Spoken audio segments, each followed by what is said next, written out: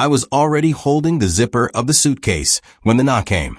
Not loud, not confident, just a soft, uncertain tapping on the back door, as if whoever stood outside was afraid even the walls might hear. The microwave clock blinked 12:07 a.m. Rain brushed against the kitchen window in thin, restless lines. I froze. The knock came again. Then a voice, barely more than a breath. Michael. I didn't answer. Not because I didn't recognize it, but because for months now I'd trained myself to live as if I wasn't really here. Camera on during Zoom calls, polite nods, practice smiles. Then leave meeting, lights off, silence. Sitting in the dark, staring at my own reflection in a dead screen, convincing myself this was easier than changing anything. My name is Michael Harper. I'm 38 years old, and I had gotten very good at disappearing. I let go of the suitcase zipper and stood still, listening. Outside, the rain. Inside, the hum of the fridge. The quiet in between felt heavier than the bag at my feet. Michael, the voice said again. I'm sorry. I know it's late. I took a step toward the door before I could think myself out of it. When I opened it, Rachel Morgan stood there, my 41-year-old neighbor, the woman I usually saw in daylight with a work bag slung over her shoulder and that restrained, professional smile people wear when they don't want to invite questions. Now she was wrapped in a hoodie over pajama pants. Her eyes were red, not from crying exactly, but from holding something back for too long. In her hand, crumpled like a receipt she couldn't bring herself to throw away, was a hospital badge. I know this is strange, she said quietly, but could you stay with me for a bit? The words landed between us and didn't move. I glanced back over my shoulder, instinctively, to where the half-packed suitcase waited by the wall. She noticed. Her eyes flicked to it, then away, like she hadn't meant to see it, but couldn't unsee it either. I hadn't planned to explain myself to anyone tonight. I was supposed to be gone by morning. Not far. Just somewhere else. Somewhere quieter. Somewhere no one expected anything from me. Rachel shifted her weight, suddenly unsure. If you're busy, she said, it's okay. I just thought. No, I cut in too quickly. You're not. I mean. I stopped. The truth was, I was always busy avoiding things. That didn't mean I had anywhere to be. After my divorce, after my father died within the same year, my life had folded inward. I worked remotely now, told people it was convenient, told myself it was temporary. Some nights I fell asleep with the TV on mute just to hear something breathe beside me. Other nights I sat in my car long after pulling into the driveway, hand still on the wheel, convincing myself to go inside. Rachel waited. She wasn't dramatic about it. She didn't plead. That somehow made it harder. I don't need anything, she added. I just don't want to be alone right now. I looked at her again. Really looked. The way her shoulders were tight, as if she'd forgotten how to let them drop. The faint antiseptic smell clinging to her clothes. This wasn't loneliness the way people joke about it. This was something quieter, more dangerous. I stepped aside. Come in. She hesitated for half a second, then crossed the threshold.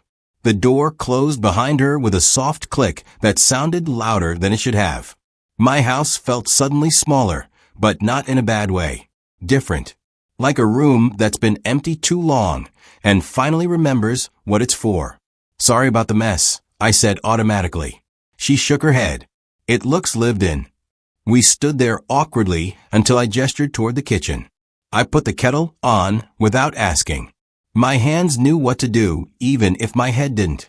Rachel sat at the small table and carefully moved aside a stack of unopened mail so there'd be room for a cup. For a while, neither of us spoke.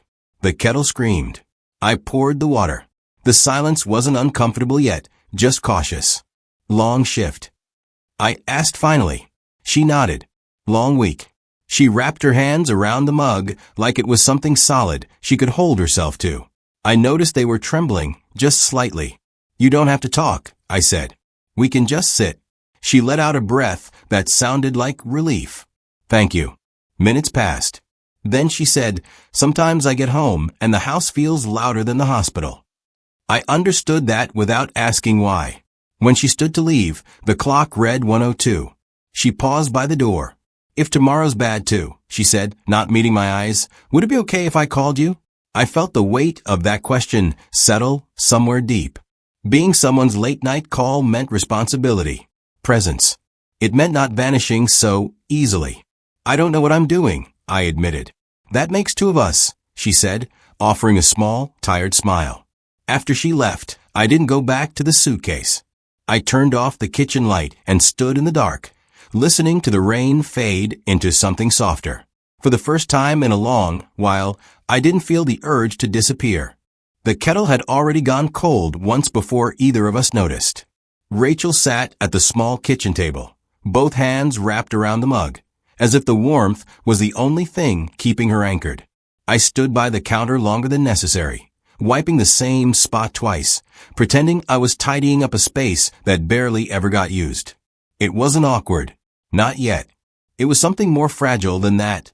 The kind of silence where one wrong sentence could send everything collapsing back into itself. You don't have to stay long, I said, though it came out sounding like an apology. I know, she replied. I'm not trying to take up space. That sentence stayed with me. Most people didn't say things like that out loud. They just did it and hoped no one noticed. We listened to the rain soften into a steady background noise. Somewhere down the street, a car drove past slowly, tires hissing against wet pavement. Inside the house, everything felt unfamiliar, like the walls were quietly adjusting to the presence of another person after being ignored for too long. I work nights, Rachel said eventually. I see you. I nodded. I'd known that much, or at least I thought I did. You see people at their most honest there, she continued.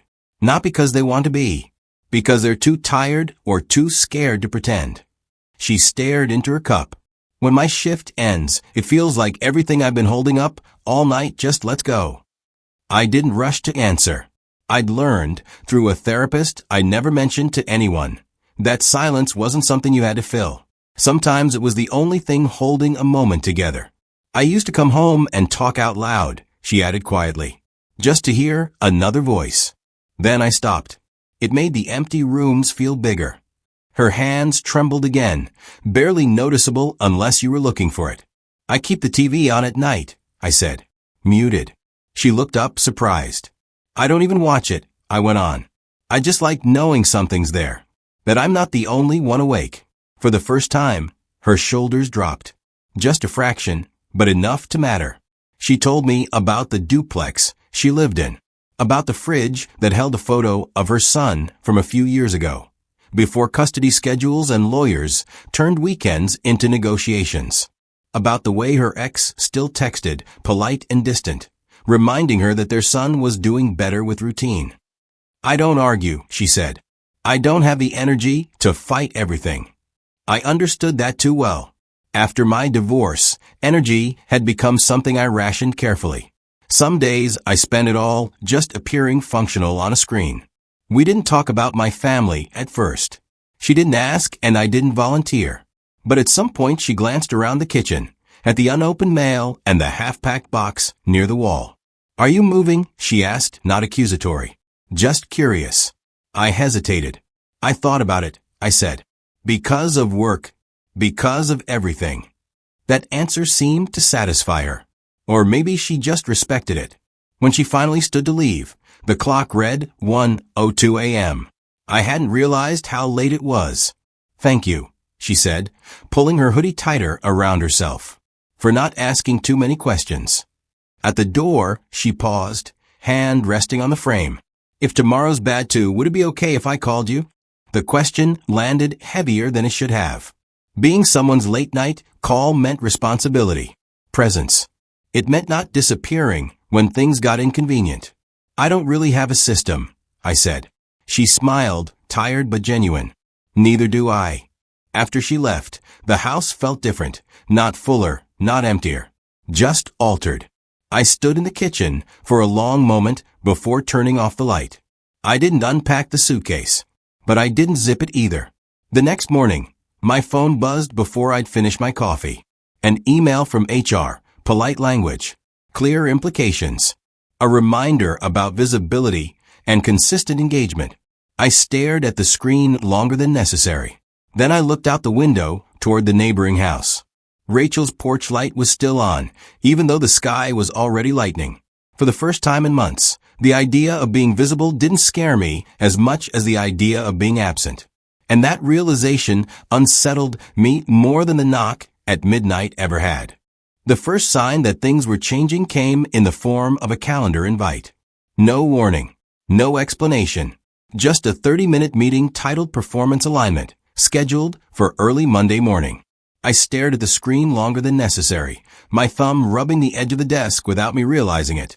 The way my body moved when my mind didn't want to follow yet. During the call, my manager smiled a little too carefully. He talked about focus, about consistency, about how remote work required extra accountability. He never raised his voice, never accused me of anything outright. But when he said, "We need to know you're fully present," my fingers tightened against the chair arm, a small involuntary grip, like my body was bracing before my thoughts caught up. After the meeting, an email from HR followed. Polite, neutral, documented. A reminder that visibility mattered, that patterns were being observed. I closed my laptop and sat there, both hands on my knees now, forcing myself to breathe slowly until the tightness in my chest loosened just enough to be manageable. That familiar pressure, the one that came when life started narrowing its options, had returned. That afternoon, my lawyer forwarded a message from my ex-wife's attorney. It wasn't long. It didn't need to be. It mentioned stability. It mentioned routine. It suggested that until my situation improved, visits with my daughter might need to be reconsidered. Something cold ran through my fingers, then a numbness that made me flex them once, twice, as if checking they still belonged to me. I could handle a lot of things, but the thought of losing my place in my daughter's life settled lower, heavier, like a weight pressing directly behind my ribs. That evening, Rachel texted, "Rough shift. Are you okay?" I stared at the message longer than I should have, my phone resting against my palm while my other hand hovered uselessly near the suitcase by the wall. Not because I didn't know what to say, but because I knew saying it might change things. "I think so," I wrote finally. "Do you want a ride tomorrow? You said the early shift was the hardest." There was a pause. Then, "You don't have to do that." "I know," I typed. "But I can." The first time I picked her up, neither of us mentioned what it might look like to anyone else. She got into the passenger seat with her coffee thermos, and that same focused exhaustion I'd come to recognize. As I pulled away from the curb, my hand went automatically to the back of my neck, fingers pressing briefly there, an old habit, one I hadn't noticed until that moment. We talked about nothing important. Traffic, weather, a radio station neither of us liked but didn't bother to change. Still, I felt it, the quiet shift. This was no longer neutral. Helping someone wasn't just a personal choice. It came with witnesses. Rachel noticed the tension before I mentioned it. She always did. "You're distracted," she said one night, standing in my kitchen, coat still on. "Work," I replied. She studied my face. "And everything else."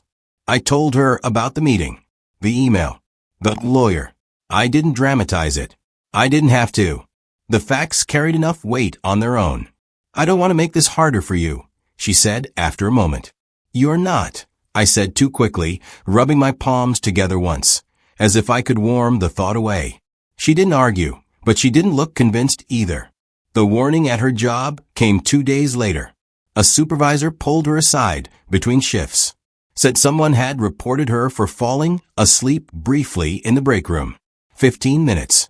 Enough to raise concerns. Enough to use words like burnout and liability.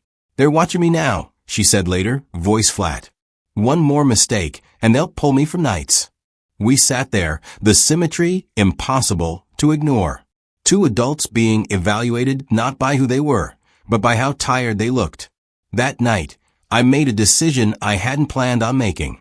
I introduced her to my therapist over video, helped her sketch out a schedule that didn't rely on willpower alone, offered to drive her on the worst shifts, even though it meant rearranging my own work hours, and risking another note from HR. It wasn't romantic. It wasn't dramatic. It was practical. And that somehow made it riskier. The consequences didn't take long. One evening, as I waited for Rachel outside the hospital, I saw my ex-wife's car pull into the lot. I straightened instinctively, shoulders tensing before my mind even formed a thought. Our eyes met briefly. Then her gaze shifted to Rachel walking toward my car, bag over her shoulder. "I see you found something new to occupy your time," she said. The words weren't sharp, but my fingers curled against the steering wheel, knuckles whitening before I forced them to relax. Later that night, alone again, I sat in the dark with my phone resting against my thigh. Emails unanswered. Messages half-typed. The suitcase still standing where it always did. For the first time, the question wasn't whether I could disappear. It was whether staying would cost me everything else. And for the first time in years, I wasn't sure which choice my body was already making for me. Rachel's replies started shrinking on Tuesday. Not disappearing, just thinning out, like a voice moving farther down a hallway. "Long day. Sorry. Exhausted. Can't talk tonight." At first I told myself it was normal. Her shifts were brutal. My week was already packed with extra check-ins and quick syncs that weren't quick at all. People at work suddenly wanted my face on camera more. My manager said things like, "Great to see you," in a tone that meant, "Let's make sure you're still here." But by the third night, I noticed her porch light stayed off. Rachel's place had always been modest and neat. Nothing showy, nothing neglected. She kept a small pot of winter flowers by the steps even when the weather didn't deserve it. She swept leaves before they could pile up. Now the curtains stayed drawn. The yard looked untouched. The front steps held a thin scatter of wet needles from the cedar tree that never got kicked away. I stared out my window longer than I meant to, then hated myself for it. Watching someone's house felt like crossing a line, even if the line was only 6 yards a street. I told myself I was just noticing, not waiting. The truth was, I was waiting. On Friday morning, my lawyer called. He didn't sound alarmed. That would have been easier. He sounded practical, which was worse. "They're pushing for more structure," he said. "Your ex wants clear routines. No surprises. It's not personal, Michael. It's strategy. And if I can't give her that," a pause. "Then you give her an opening." After I hung up, I sat at my kitchen table and stared at the same spot where Rachel's mug had been. The mail stack hadn't moved. The silence had. That afternoon, my phone buzzed with a message from Rachel. "Sorry. I'm okay. Just tired. Don't worry." The words didn't reassure me. They sounded like something someone wrote because they couldn't afford to say what was true. I typed, "Do you want me to come over?" Then deleted it. Typed, "Need anything?" Deleted that too. I didn't want to be the reason she felt watched. I also didn't want to be the reason she felt alone. That night, the TV was on mute again before I realized I'd turn it on. The suitcase sat by the wall, not accusing, not comforting, just present. I caught myself rubbing the back of my neck, then forced my hand down, as if stopping the gesture could stop the thought. 2 days later, I found the envelope. It was in my mailbox with the rest of the junk, restaurant flyers, an ad for gutter cleaning, a credit card offer addressed to someone who didn't live here anymore. This envelope had no return address. No name, except mine, written in careful block letters that didn't look like Rachel's usual quick handwriting. For a second, my stomach tightened. I looked up and down the street like I expected someone to be watching me open it. Inside was a printed page, plain black text, nothing fancy. The header read like something pulled from an official website. Free community support groups for divorced and separated parents. A list of locations, times, a phone number. Several dates were circled in marker. I read them twice, then checked my calendar. The circled nights lined up with the days I didn't have my daughter, the days my house felt emptiest. The circles weren't random. They were deliberate. Under the list, there was a smaller note written on the back of a torn receipt. "You don't have to do this alone, but you should do it the right way." I sat down at the kitchen table, paper still in my hand, like my legs had made the decision without asking me. The words hit harder than anything Rachel had said out loud. She hadn't pulled away because she didn't care. She had pulled away because she did. Because she didn't want to be the thing my ex-wife could point to in court and call instability. Because she knew how quickly people turned support into suspicion. Because she'd seen enough charts and reports and whispered conversations in hospital hallways to know that appearances weren't neutral. They were weapons. I stared at the envelope again, suddenly aware of how little I actually knew about her. The next support group meeting was on Wednesday. I almost didn't go. Wednesday nights were the ones where the loneliness came in early, before dinner, before the streetlights even switched on. Driving to a community center to sit in a circle with strangers and admit I was struggling sounded like the kind of thing confident people did. I wasn't confident. I was just tired of losing. So I went. The room smelled like coffee and folding chairs. A woman with a calm voice handed me a paper cup and pointed to a seat. Nobody stared. Nobody asked for my story right away. They just nodded like they'd been here before, because they had. When it was my turn to speak, I didn't say everything. I said enough. I'm trying to be stable, I heard myself tell the room. But sometimes stability feels like pretending I'm fine when I'm not. A man across from me nodded slowly, like he'd been holding that exact sentence for years. Stability isn't pretending, he said. It's showing up anyway. I didn't know why that made my throat burn. But it did. When the meeting ended, I walked out into the cold air feeling lighter and embarrassed about it at the same time. Like I'd picked up something fragile and wasn't sure if I was allowed to keep it.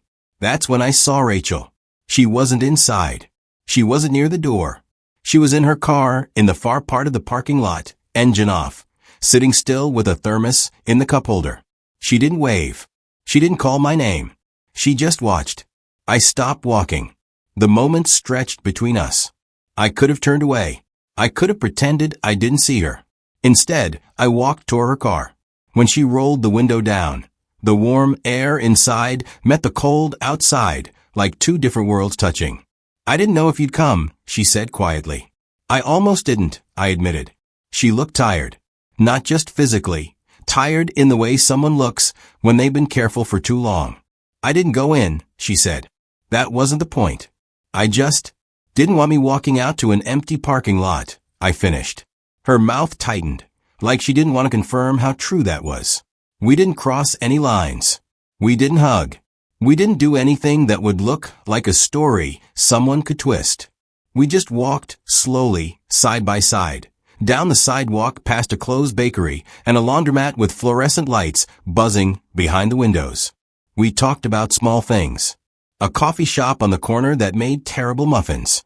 A movie we both remembered from childhood, the kind that used to play on weekend afternoons when you were sick and staying home from school. The ordinary details made the night feel safer. Halfway down the block, Rachel stopped. I stepped back, she said, eyes fixed on the wet pavement, because I don't want to be another reason they call you unstable. The word they hung there. Not just my ex-wife. Not just her supervisor. Not just HR. Everyone who watched people like us and decided what we were allowed to be.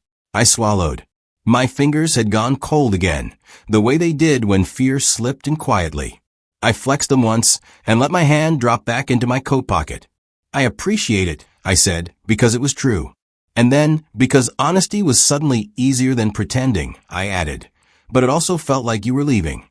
Rachel's eyes lifted to mine for the first time all night. I wasn't leaving, she said. I was trying to keep you from losing your daughter. The truth of that hit me harder than any accusation. I'm scared, I admitted, voice low, that holding on to everything else is going to make me lose this. What's this? She asked, and the question wasn't playful. It was careful. I looked at her, standing there under a streetlight with rain still clinging to the night, and I realized how much I didn't want to go back to a house that felt like a waiting room. Us, I said simply. Whatever this is. Rachel didn't smile. She didn't promise anything. She just nodded once, like she'd been carrying that word too. They were still rules. There would have to be rules. But for the first time, the rules didn't feel like walls. They felt like something you could build a life inside. When we reached the corner where our street began, Rachel stopped again. Her house sat dark and quiet across the road. I can't do late-night breakdowns anymore, she said. Not like that. I'm not asking you to, I replied. She took a breath. If you ever get the urge to pack that suitcase again. My chest tightened. How do you? I saw it, she said gently. That night. I nodded. There was no point denying it. If you feel that urge, she continued, call me first. Not to save you. Just so you don't do it alone. The rain picked up for a moment, tapping on parked cars, on the sidewalk, on everything that could listen. I wanted to tell her I didn't deserve that kind of care. Instead, I did something harder. I will, I said. Rachel turned and started across the street. Halfway, she looked back. Not with a smile, with something steadier. Then she went inside. I stood on my porch longer than necessary, keys still in my hand, the cold biting through my coat. Through the window, the suitcase was still there by the wall. For the first time, it didn't look like an exit. It looked like a test. And I wasn't sure how many more I could afford to fail. The meeting with my lawyer didn't feel like a confrontation. That surprised me. I'd imagined raised voices, ultimatums, a sense of being cornered. Instead, it was paperwork, calm explanations, and a man across the desk who spoke like someone used to cleaning up other people's messes. We can push back, he said. But pushing back always costs something. I nodded. So does not pushing back. For the first time since the divorce, I wasn't trying to win. I was trying to be honest. I agreed to a schedule that wasn't ideal but was real. Fewer spontaneous days. More structure. More responsibility. More proof, not that I was perfect, but that I was present. When I left his office, the weight in my chest felt different. Still there, but settled lower. Like something I could carry instead of something that crushed me. Rachel made her decision the same week. She told me over coffee in the late afternoon, sunlight slanting through the kitchen window like it hadn't in months. She'd switched off night shifts. The pay cut would hurt. The adjustment would be rough. But she said it without resentment, like someone choosing life over endurance. I don't want to be someone who survives everything, she said. I want to actually be here for something. Then she told me about her nephew, 15, angry, drifting between couches after his parents' latest collapse. She was starting the process to take him in part-time. Not to save him, just to give him a place that didn't disappear overnight. It explained things I hadn't known how to ask about before. The way she flinched at instability. The way she stepped back when things grew complicated. She wasn't afraid of caring. She was afraid of becoming collateral damage in someone else's fight. We didn't frame any of it as sacrifice. We didn't call it love. We just named what it was. Responsibility chosen, not assigned. The conversation that mattered most didn't happen between us, though. It happened on a Saturday morning when my daughter arrived with her backpack and the careful excitement of someone testing new ground. She was older now. Old enough to notice more than I like to admit, old enough to remember what came and went. Rachel wasn't there when she arrived. That was deliberate. We spent the afternoon assembling a bookshelf I'd bought weeks earlier and never touched. The instructions made no sense. We argued lightly about which piece went where. We ordered pizza and ate it sitting on the floor, leaning against half-built furniture like it was normal. Later, when Rachel stopped by with a pie she said was too much for one person, my daughter didn't hesitate. She waved, asked her about the hospital, thanked her for helping with her backpack earlier in the week. Rachel kept her distance. Enough space to breathe. Enough presence to matter. That night, after my daughter fell asleep in the room where the suitcase used to stand, I moved through the house slowly, not checking anything, just noticing. The bookshelf leaned slightly to the left. I thought about fixing it, then realized I didn't need to. It wasn't going anywhere. Neither was I. In the bedroom, I opened the closet and paused. For months, half of it had been empty, like a space reserved for leaving. Now it was full again, not organized, not intentional, just lived in. Clothes chosen for comfort, not for how they looked on camera. Shoes by the door that didn't need to prove anything. I sat on the edge of the bed and let the day catch up with me. Not the events, the effort it had taken to stay present through all of them. It was exhausting in a way that felt earned. My phone buzzed once. A message from work. Not urgent. Not threatening. A reminder about a meeting later in the week. I didn't answer it right away. For the first time, waiting didn't feel like avoidance. It felt like choice. I checked on my daughter again before going outside. She was asleep on her side, one arm flung over the pillow, breathing steady. I stood there longer than necessary, memorizing the shape of that quiet, the kind of quiet you protect. Outside, the porch boards were cool under my shoes. Rachel sat on her front steps, a mug cradled between her hands. The street was quiet. Leaves scraped gently along the pavement. Nothing dramatic. Nothing urgent. I didn't want to intrude, she said. You didn't, I replied. We talked about ordinary things. Her nephew's taste in music. My daughter's math homework. The way time felt different lately, slower, but heavier, like it finally had weight again. I'm not asking for promises, Rachel said eventually. I don't think either of us needs another one we can't keep. I'm not looking for an escape, I said. She glanced toward my window. The suitcase. It's gone, I replied. Not because I'm brave. Because I don't want to run anymore. That felt like enough truth for one night. When she stood to go inside, she didn't hesitate or linger. She just paused and said, I'm glad you stayed. So am I. After she closed the door, I remained on the porch longer than necessary. Not waiting. Just standing. The house behind me no longer felt like a place I hid inside. It felt like somewhere I belonged. I thought about how close I'd come to leaving without telling anyone. How easy it would have been to explain my absence as necessity instead of fear. The idea didn't comfort me anymore. It felt small. Staying wasn't dramatic. It didn't fix everything. There would still be hard days. Compromises. Conversations that didn't go the way I wanted. But staying anchored things. It gave the days edges instead of exits. When I finally went back inside, I locked the door, not out of habit, but out of intention. I turned off the light and let the house hold its shape around me. For a man who once packed a suitcase at midnight to disappear, realizing that he wanted to remain, quietly, deliberately, felt like the calmest ending he could have asked for. And for the first time in a long while, that was enough.